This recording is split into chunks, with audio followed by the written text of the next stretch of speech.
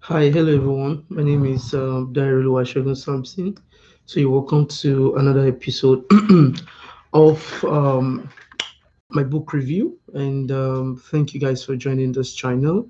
The couple of weeks ago, I discussed about coming up with a big book review. I talked about having a book review in the coming week, and I did spoke about some of the things I'll be doing in the coming week, which is now, and I made mention of the fact that I've been into posting of random things, but now I've decided to move away from posting random things into book review and also offering my own observation and ideas of what I think about these books. So today I'm going to be going into talking about a book that I read a couple of weeks ago, and I'll be discussing about it today. And the book is called The Power of Emotional Intelligence. It was written by Daniel Goleman. So this book is a very powerful book, and I have not finished reading the book, but from the place I've stopped and from where I started from, I've learned a whole lot from this book. It has really been really awesome, even more than what I thought I'll be getting from it. And since I learned about this book, I was able to identify some things about myself that I never knew before, positive things and also negative things, because it is very important for me to be honest with myself before I can actually come out there and talk about things that I think are of value and that can impact other people's lives. So today I'll be talking about the book. This is it here. I have it on soft copy. So this is called The Power of Emotional Intelligence. So it's basically on leadership. It was written by Daniel Goleman, like I said earlier. And there's one thing I want us to also understand about this book. This is a very great book. But first thing first, to start first, I want us to understand. I want to explain, because the word emotional intelligence might be new to some people. Honestly speaking, I need to be honest with you guys. The first time I heard about the word emotional intelligence, I was shocked. I've never heard about it before. I need to be honest. And this that was my first time of actually hearing about that word emotional intelligence. So today I'm going to be delving into the book and talking about it to also explain what is it the book is talking about and how we also can also learn from it. So I want to make it brief quickly for us, and I'll be talking about. So first thing first, what is emotional intelligence? Like I said, I also heard it for the very first time. I never knew what it was, honestly speaking. And so I went on Google, just like every other person would do who wants to learn. And I went in there to check what emotional intelligence is. And let's see what Google has to say. So I typed on Google and I asked what emotional intelligence was, and this is what I got. Emotional intelligence is your ability to recognize and understand emotion in yourself and others, and your ability to use this awareness to manage your behavior and relationship. I'm going to repeat that again. Emotional intelligence is the ability, or your ability, to recognize and understand emotions in yourself and others, and your ability to use this awareness to manage your behavior and relationship. Okay, and from here we learned that such emotional intelligence could be um how I behavior, how our own behavior impact other people. How does our behavior impact other people? How does it affect them in any way? And like I said earlier, this book is actually very powerful book, because many of us don't even understand or don't even know there is something really called emotional intelligence. Some may know, some may have an understanding of it. But like I said, I just got to know about it the first time I came across the word and got a book that talked about it. Now, we've known what emotional intelligence is. Now, we've learned that it is our ability to recognize and understand emotion in oneself and in others, and our ability to use this awareness to manage our behavior and relationship with others. Now, when I was reading about this book, I learned so many things. And one of the things that I learned about this emotional intelligence is criticism. Most often at time we are very quick to criticize people, especially for those people who are in the position of leadership. Many a times we are very key, very fast to criticize people that work for us. Let's say, for instance, I own a bakery, okay, and I have people who work for me. and somehow, some way, the products that was produced, so probably the bread that was made for a particular period of time was not, maybe probably was not made well, or it wasn't meeting the quality that my organization have always been, producing, my bakery has been producing for people to consume. And the bread was made in a particular way. The first thing anybody would do, I don't want to know what the person is. So the first thing anybody would do is to first want to, like, you want to panic, or probably you really want to attack whoever produces that made that bread, right? So from emotional intelligence, it is described that the first thing to do when we face challenges or issues that has to do with matters, pressing matters, it is not to criticize, it is not to attack people, it is not to, you know, it is not to make so much big deal out of an issue. Okay, so with emotional intelligence, you'll be able to find the reason why so and so happened. Why did they have to make this bread this way? Okay, finding a solution, finding the problem, providing a solution, and giving a constructive feedback. It is very, very important. From this book, Emotional Intelligence, it makes me to understand that sometimes people put a lot of input. They put so much into getting something done. And at the end of it, to me as an employer, it might not really be what I really want them to do. It might not be that is what they are doing. But it will not be fair on my own side to just go ahead and start to judge these people, criticize them, or to use my words to bring them down.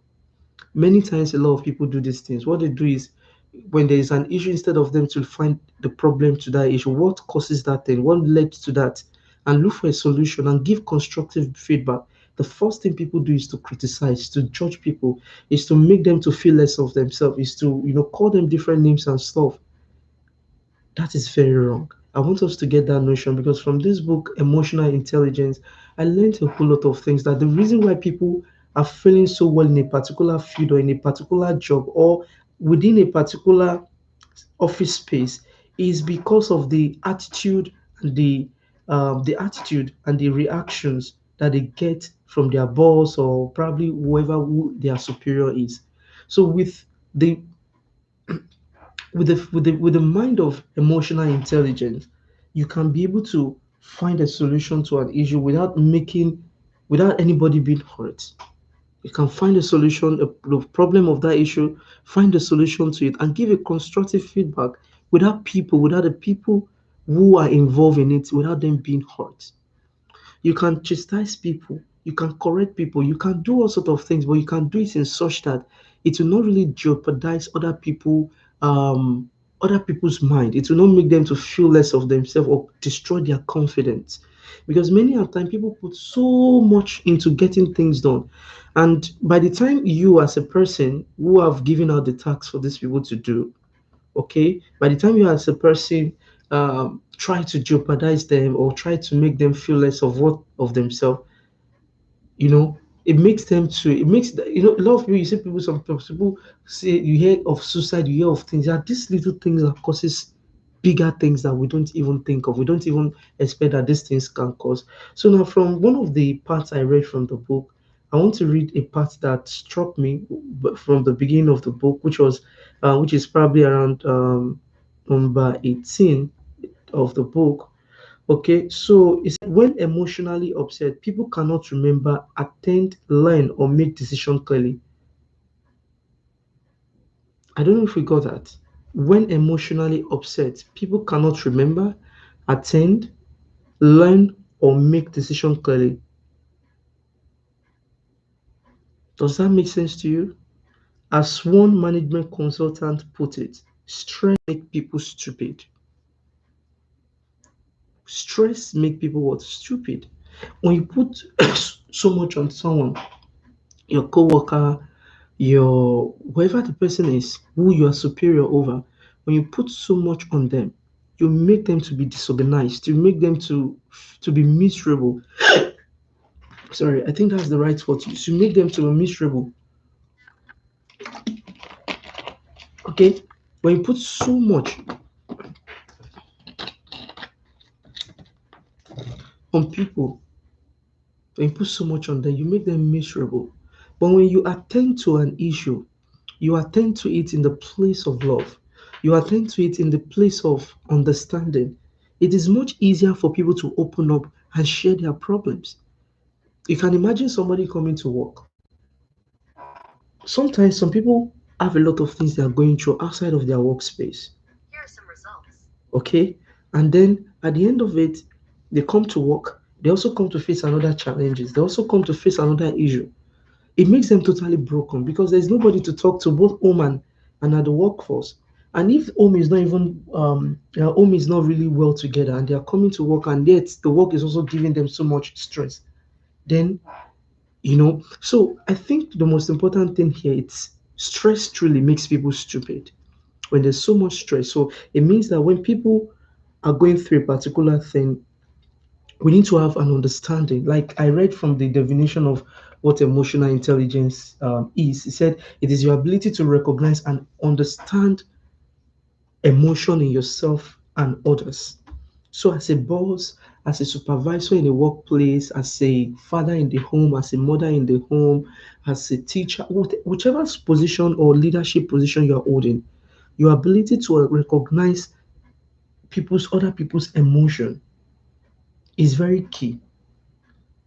And your awareness to be able to manage those behavior, you'll be able to manage it. You know how to curtail it. You know how to help people through that phase. Having emotional intelligence is very, very key.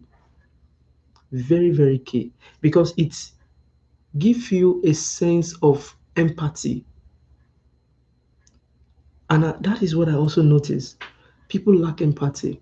And so when you lack empathy, how can you be emotional intelligent? How can you feel the pains that other people are feeling? How can you be able to identify that this person is going through this when you have not gone through it? Or probably, how can you be able to help other people to navigate through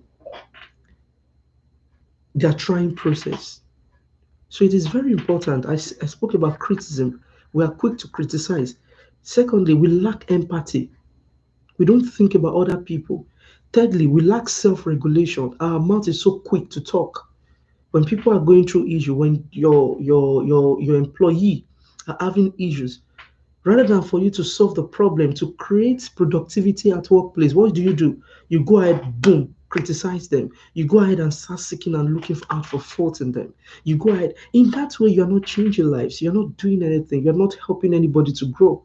Rather, you're killing people down and you're killing their dreams too. Because it takes a lot of motivation to help people to succeed in their workplace.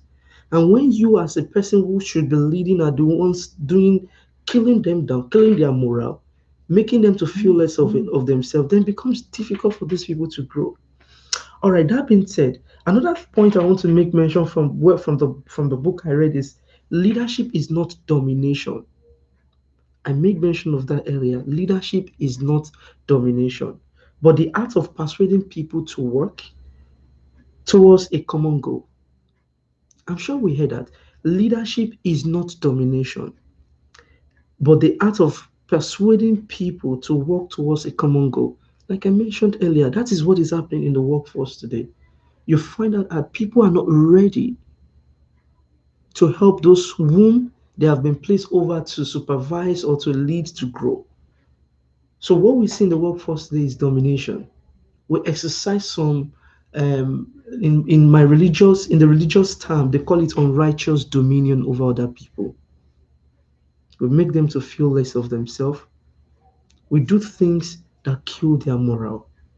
And so if you call yourself a leader, you must be able to show yourself that you've produced legions of captain. If you call yourself a captain, yourself a leader, show and prove to people that you have also produced legions of leaders. People that you can be proud of, that you've been able to imbibe in them. You've been able to cultivate good morale. You've been able to build up their self-esteem even when they don't have it.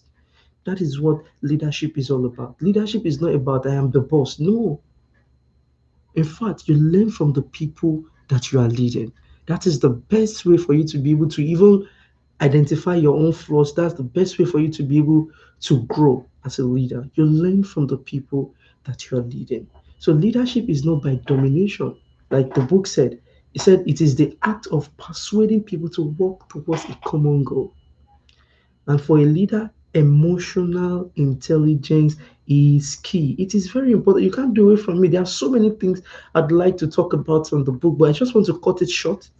So I may be discussing more of it in the next video. There's so much I've read about the book, and it's just so amazing. It's awesome because these are the things that we talk about every now and then. We talk about it in workforce, in places, and wherever it is. We talk about these things. They are very key. They are very important, and so that is the key to it. Emotional intelligence. It is very, very important. Nobody succeed all by themselves. Be you a leader, be you a follower, be you a supervisor, be you which other word do I use now? Whatever word you want to use. Nobody succeed alone, and nobody exists in isolation. We need each other's help and to grow. When you're too bossy, it is very hard for people to open up to you. When you are too domineering, it is very hard for people to work, you know, work equally on a common ground with you. And when you are too bossy, when you are too critical as a leader, you are in for doom. You are in for destruction. Because when a problem is wrong, when something is going on somewhere, people find it difficult to even walk up to you and tell you what the problem is. Yes, because they don't even know what to hear from you. They don't know how you feel about. They don't know if you can. A lot of things. They are bossy leaders and domineering leaders are unpredictable. You can't predict them. You can't.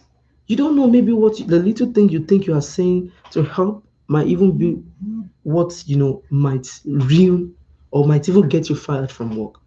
But that shouldn't make anyone not to say the truth. So, emotional intelligence is very important. I've been able to talk about from the places I really want to get to, from the beginning of it to 18. We've talked about from 1 to 18, and yes, 1 to 18. Okay, we spoke about 1 to 18, and I believe it's something that we really need to really, really emulate right now. So now I'll be moving next to one what I will call gratitude. I'm sorry about the background noise. Someone is knocking at the door, and of course I'm doing a live video. I can't obviously stand up from here to open door for anyone. So that being said, I want to talk about gratitude. Gratitude. Many of us have heard this word thousand and thousand time again, over and over again. It's not what I should go online and speak about what is gratitude. We all know gratitude. We know what it is. Expressing appreciation, expressing thanks. There are a lot of things I've been seeing lately going on social media, and personally myself, a lot of things have been happening to me lately about my life as a as a person. And as a person, I'm always being honest with myself because if I'm not honest with myself, who else will? People might want to tell me things that I want to hear just to make me happy. People might want to say things that they want me to hear just to make me feel, even though those things might not be true. But the key thing that I want to talk about that I've always been in the recent days has been a key to my movement. It has been a key to my joy and happiness. That is gratitude. Expressing thanks and having the mind of appreciation, having the mind to open up your heart and say thank you to the Lord, to the Most High, to everything that has happened to you in your life. Because the life that we are right now is not by our own might. We are grateful that we have a life that we live. We are grateful that we have everything that we have. It might not really be all that we have, but one thing I want to make mention that is very important is to be grateful. I mean, you are alive today. Is that not worthy of thanksgiving? Is that not worthy of gratitude? You might have eaten today, you might not have eaten, but the air that you breathe, the clothes that you wear yourself, there are many things that we can be grateful for. I just want to say this because I know this is not part of what I'm supposed to be saying here, but it is key. I just felt the impression of talking about it, to be grateful for everything. I don't want to mention what the Lord has done. I don't want you to mention what the Lord has done to me. So, and for you rather, neither am I going to be writing. I can't even mention them because there's a popular song hymn of the Orthodox that says, "Count your blessings and name them one by one." You'll be surprised what the Lord have done. So, what I want to say is, we need to start to be grateful for the things that the Lord has, even things that we don't see. There are some things we don't see with our eyes, but yet we receive the blessing. The air, do you see the, have you, can you touch the air? Can you see it? No. You can only feel it. The sun, the rain, name it. There are a lot of things that if you look in closely, you have thousands of reasons to be grateful to God. Because I see a lot of people these days, they want to be this, somebody wants to be that. You see people on the social media, you go to Instagram, you go to Facebook, Twitter, a lot of this social media platform. Because you're seeing somebody living large, somebody is happy, is having a, I don't know, maybe you see them buying a new car, a new home, and you go depressed. You feel like, oh God, why is this? It is normal for you to think. It is normal for you to feel like, okay, maybe you evaluate yourself and see that, oh, I'm position, sorry, I'm in so level. This is the level I am in my life now. And it is normal for you to think about what you need to do to grow and be better than who you are. But our mind should not be centered on the things of the world. Our mind should not be centered on material things because somebody have it, because one celebrity is buying a new house, one celebrity is no.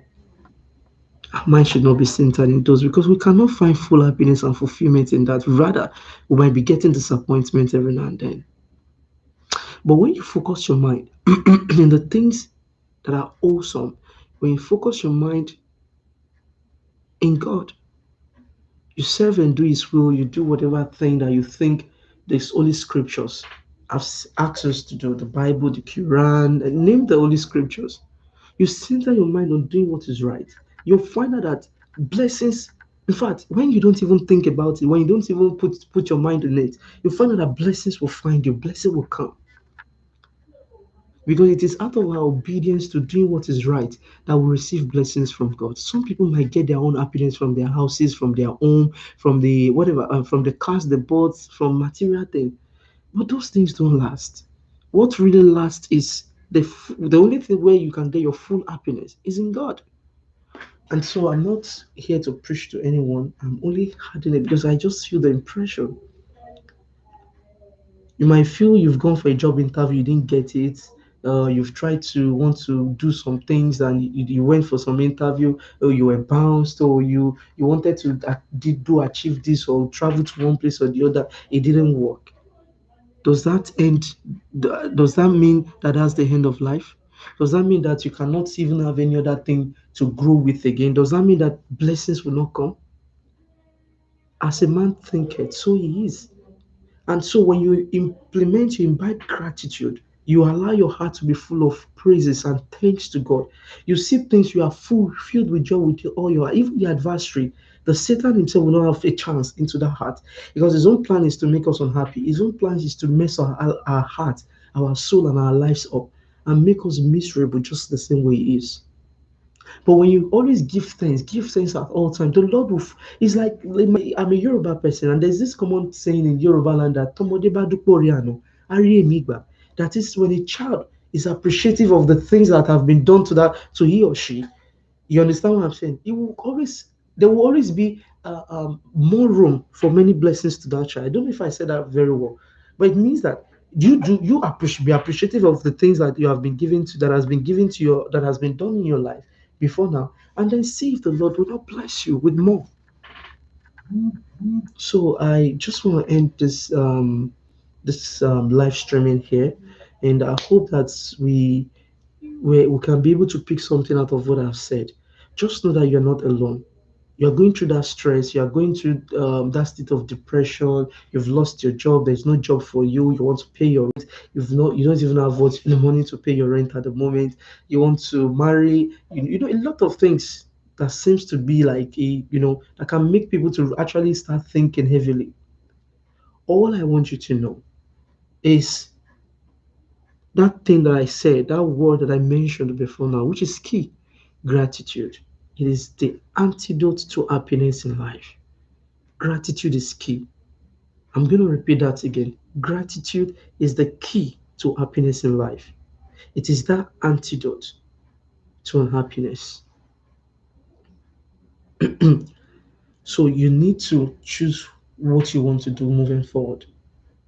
And like I said earlier about the book I read, I'm talking about, I know my review might not be as the same way as the conventional way of review, but I love to read, and you know, it's more like we reading together. It's more like giving you an idea of what you should find in the book. I'm not just going to come up here and tell you what is wrong and what is not wrong. Whatever book I'm reading is for the betterment, things that we can learn for the betterment of our lives. Fine, I spoke about, we'll be talking about other books too, maybe science and all of that. We're not doing that right now, but currently, right now, these books I'm going to be doing right now will be books that will help us in a way to improve our lives, our relationship with other people, and be at peace with ourselves and be at peace with other. I just know that everything is going to be fine in as much as we work hard and put God first in everything that we do. You do your best, you exercise faith in Him, work very hard, repent as often as you can, acknowledge Him in all things. I believe that with that and all of these things, by those simple things, greater things can be achieved. So, like I said, I'm not here to preach to anyone. I just feel prompted talking about this thing because I don't just know. That is how I feel these days about myself. Gratitude. People will ask you, "Have you won lottery? Is it that you've won one contract or whatever it is called?" But when they ask you, tell them that you are grateful for all the things the Lord have done. Some people will be shocked. What are you grateful for? Have people feel like the only time you should be thankful, the only time you should express appreciation and gratitude to God is when you have won, maybe something spectacular has happened. No, that shouldn't be the only time. And it is not only God we express gratitude to, our family, our parents. We need to express gratitude to them for bringing us far in this life to get to this age that we are. Our friends, those who have contributed in our lives, our neighbors. Look at how your life is and give. Sit down and think about what led you or what brought you this far. Nobody brought you this far but God. That is true. But even if God has also used some people as human, to be part of your life till where you are today. And so you need to also show gratitude to them too, because it is very important to show gratitude, to say thank you. You don't need to send money to anybody. You don't need to buy any big things for anybody. If you can't, good. If you cannot, that thank you alone, calling them over the phone and saying thank you, calling them over the phone and saying, oh, sister this, brother this, Shola, brother, whatever name is called. You express your thanks. Let them feel that joy too, because it also motivates them to do more. All right, that being said, that'll be the end of this live streaming. Like I said, we've talked a lot, we've said a whole lot today. Probably I've spent almost 20 minutes talking here. And one of the things I would want you to do if you're watching this video or whichever time you're watching it is this book is very important. Can you see? Okay. So this book is very important. You've seen here Daniel Goleman Leadership, the Power of Emotional Intelligence. Please, you can find this book free online. I got it free. I got it free. So I don't know how, whatever, how I got it free. So I'm also going to put a link in the description below. I got this book from PDF Drive. I don't know if you've heard about it before, but I'm going to put the link in the description box below. So you too can go there and get good books, a lot of books that you can read, a lot of books I don't know how they came about the PDF dot is it .com or .org. I'll check on that and put on the description box below.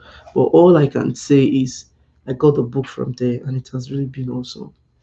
All right, guys. So that'll be all for now, and I'll be seeing you in my next video. Bye.